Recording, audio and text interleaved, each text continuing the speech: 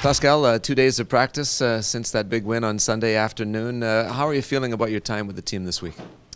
I feel good. We had a good practice yesterday. Lots of after a day off, so it's a new block. We're preparing the next road trip. So yesterday was up and down, intense practice, lots of one-on-ones, lots of skating today, a little bit of skill development, readjusting some parts of the system, and again some skating. We want to be a team that is in good condition.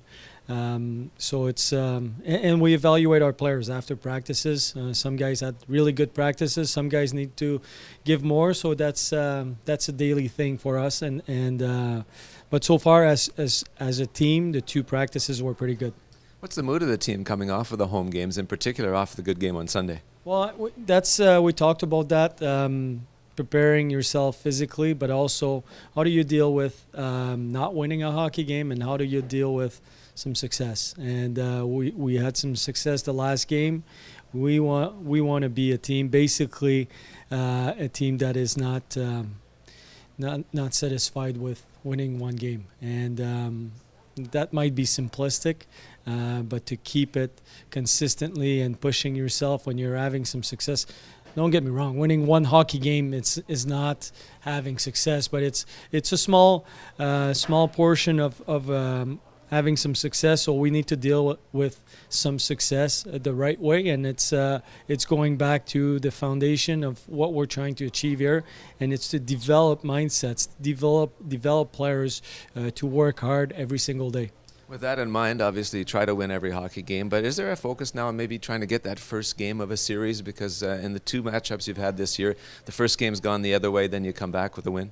Well, yeah, we should focus on the first game, and actually focus on the first period and just leave it at that, and going from there, making sure we're ready on the when the puck is being dropped.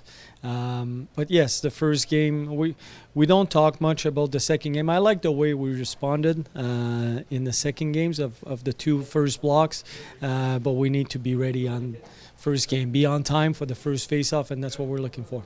Kyle Connor had a chance to go up and join the Jets for the game against Columbus, was able to contribute with a goal in the game. Did you see him playing the way that you'd like to see him play when he makes the jump? Well, I'm not there to evaluate Kyle when he's with the Jets, but I know what he was doing for us, and it's creating offense, moving his feet. When he moves his feet and he finds the open space on the ice, he can release that puck pretty quick, and he did that yesterday.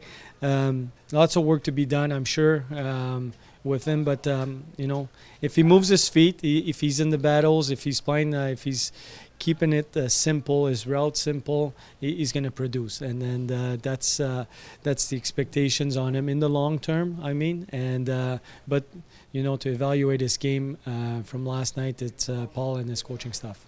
With the American Hockey League, you as a coach have gotten used to the changes to the roster. Players have to get used to that too. Do you think this is valuable for your group to go through this early on in the year?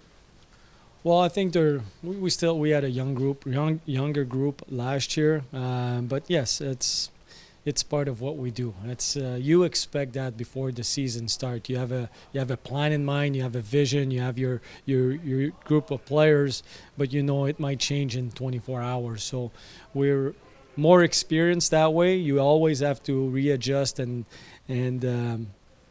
adjust, but it's I think it's fine. It's for the players to adjust. It doesn't change their game. It shouldn't change their game. What they have to bring to the table should be the same every night.